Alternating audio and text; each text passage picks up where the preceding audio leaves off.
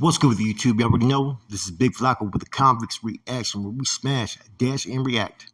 Please hit the like, subscribe, comment, do all those things to help support this channel, and hit that bell notification for future fire reactions. As you already know, man, I like to get to the raw, uncut reactions, right, on situations I think are kind of, from time to time, I think that are kind of important in the community. I think this one right here is a biggie. It's about the individual in Alabama, Daniel Williams. As you guys already know, it's been all throughout the media. He was basically tortured, beaten, sexually assaulted for allegedly 2 days. By October 25th, man, prior to when he was supposed to be getting out, they contacted the family and said that he was brain dead but blamed it on drugs. When the family seen him, you could obviously see that the beatings and bruises that were all throughout his body, man, were obviously not because of drugs. It was later confirmed through several individuals there in the prison that he was a victim of basically being sold out. And this was right before he was going to go home. Now, bear in mind, this is the father of two infants, 22 years old. He was in there on theft for 12 months. Now, before I go into discussing different angles to this reaction, right, which is going to go through different parts of what I see that are issues and red flags. Number one, let's talk about the Department of Alabama and its corrections, which has been known to be one of the most dangerous, violent, a lot of abuse, a lot of what do you call bullies, a lot of extortion. And it's probably one of the most under-supervised prison systems that there is, to where the inmates pretty much fucking run wild as they please. Okay? Now that's going to be key to looking at this. So first off, if the inmate's being sold for 2 days or even 2 weeks, how come staff wouldn't know? There's no correctional officers that even notice something is wrong. There's no red flags. I mean, most officers can catch certain things by looking at individuals. Now, just looking at his pictures, right, you could tell he's a young kid and doesn't really fit into a grown man's system yet. So this probably was dorm living. So they do counts every day. You got to go out to eat. They're checking on you. They got to make rounds. You're going to tell me that there was no red flags? Or did they just turn a cheek and didn't even care? Right? Now you get the warden, who put out false information to the parents and has not returned a callback. Only thing he said was it's under investigation. Well, there wouldn't be an investigation if your officers were doing their job. See, I'm against bullies. There's some that go to the system, you guys just know they're just not made for prison. You see them in the county jail all the time, and you try to guide them from fucking making stupid fucking decisions because you know they're going to get themselves in a wreck. Now, I don't know if that's true with this individual. I don't know about him. He didn't have any problems, that, to my understanding, up until this point. Right? But at the same token, he's a kid. You don't victimize and take advantage of something like that, man. That's some of the most cowardice fucking thing that you can see. So these individuals are straight fucking monsters in my eyes, right? Now, that's the next part of the warden's reaction, the system's reaction. There's no accountability in Alabama. And there's been all kinds of fucking shit, man. I mean, you got videos floating around of all the shit that they do in this prison system.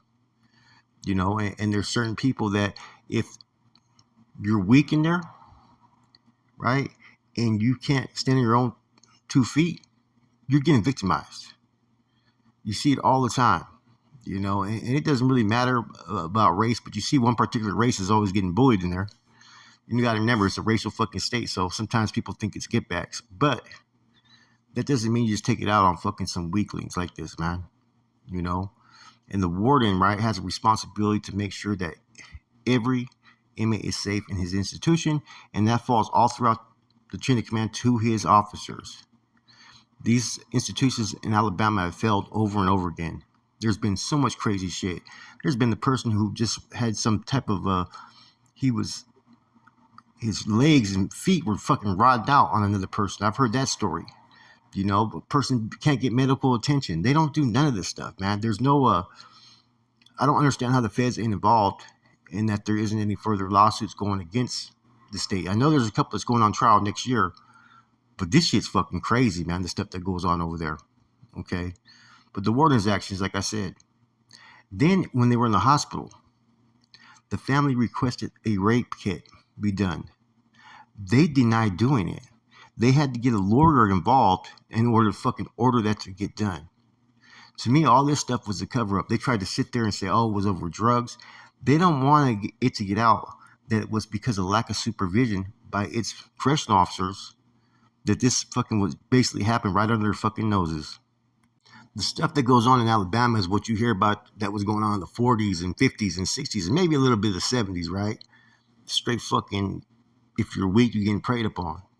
And see, that's a problem with the system nowadays in other states where you have predatory behaviors acceptable. See, California, that kind of behavior is not going to be accepted, especially on the GP side. As far as the other yards, hey, every man for himself to take care of their own. And there's going to be those that maybe indulge in that.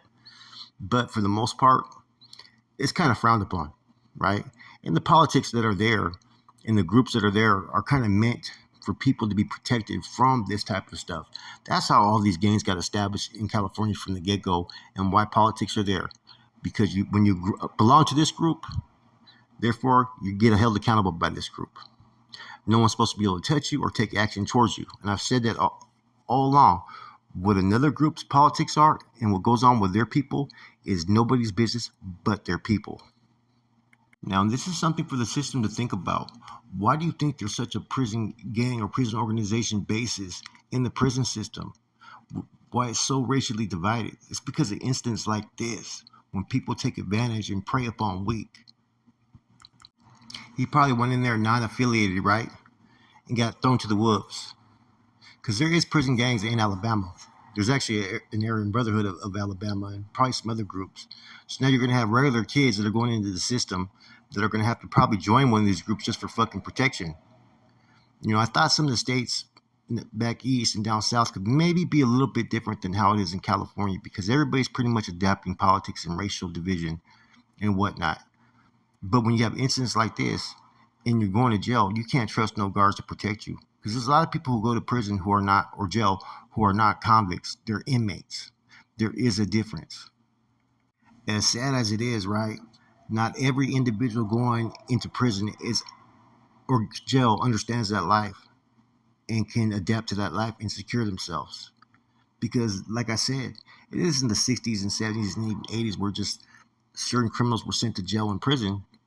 Nowadays, man, just for petty crimes and some of the crimes that people are having to do because they're addicted to drugs is sending people to prison. You know, it's a different type of cycle of events as opposed to a long time ago. But a lot of times the system just doesn't get it, man. And this is why you have these results. This is why you have overpopulation. This is why you have this type of violence. You know, it's an alpha male world inside a prison. Either you're going to fucking eat or get eaten up. If you're lucky, you can pretty much fucking be able to fucking hide in them shadows, hide in them bleachers without any type of fucking really, really fucking obstacles in your life, right? But for the most part, man, if you're weak, they're going to come. And that's just how it is. Because some people know no other way, whether they're on the streets, trying to debo people, trying to fucking get people, you know, that are weak, or they're in prison, man. And that's a sad fucking thing, man. There's no type of rehabilitation from these type of characteristics with certain individuals that have them. Like I said, this kind of shit really isn't tolerated in the California Department of Corrections. I can't speak for any other state, but I think a lot of states don't operate like that. See, there's no type of leadership or structure, right?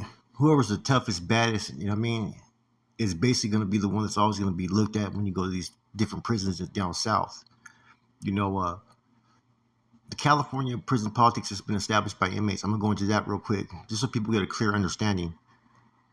It saved individuals from this happening, because when you have politics and you have groups and organizations, you follow under one umbrella, and there's certain things that are going to be acceptable and other things that are not.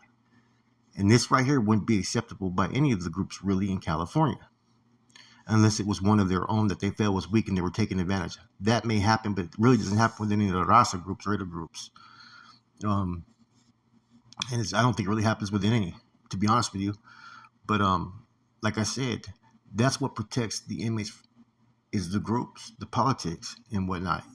Even on the SNY, which is not really politics, people still know what time it is. They know right from wrong to a certain extent. But these prisons, they don't. It hasn't been taught that, you know, what they're doing is fucking wrong. You know what I'm saying? fucking raping a young kid or fucking beating the young kids for the hell of it or extorting them. They're not being taught that this is wrong type of behavior. See, in prison, right, in jail, you're supposed to go in there and hope that you can make some changes in yourself and come out a better man, better woman, and now be a citizen. Work on getting your citizenship back, your rights.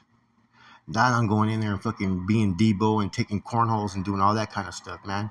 So I feel sorry for this kid and his family, man. I think they deserve more answers. And I think we know the answers, but they just haven't been revealed. I think we know exactly what happened. They just haven't really been talked about. It's just been vaguely discussed. In the way the warden treated the father, first of all, lied to the father, and then they finally admit that he was assaulted. It's a fucking shame, man. I mean, I don't know how that kind of stuff is acceptable, man, because, like I said, if that was my kid, I'd be just like the father, man, but I'd be pushing those issues, man. I'd want those answers. And I think they deserve those answers, man. And I think that someone needs to be held accountable. You know, what was the program like? What is the protocol? What is their department of manual procedures? You know, all that needs to be taken into account. Because you can only control inmates to a certain extent, what they do and what they don't do, right?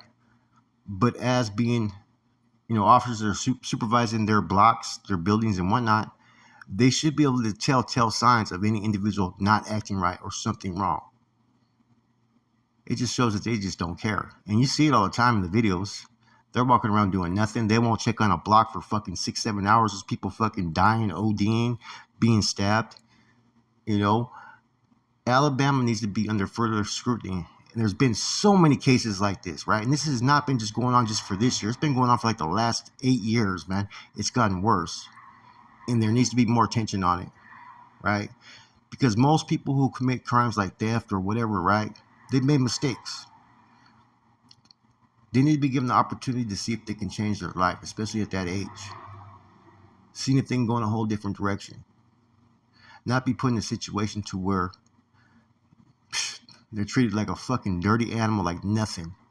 Like a fucking a puñeta. Everybody's passing around, It's sad, man. It's sad, I mean, we all make choices, right, that leads us to certain places, right? And all we can is accept the consequences. But the consequences aren't that. That just comes from fucking a bad system that doesn't monitor their inmates correctly and doesn't offer them the right treatment. Mental health, medical, all that stuff needs to be accounted for. Why isn't that being offered? What happened here? Like I said, hopefully this case is the one that gives them the scrutiny to really go after the Alabama system, man.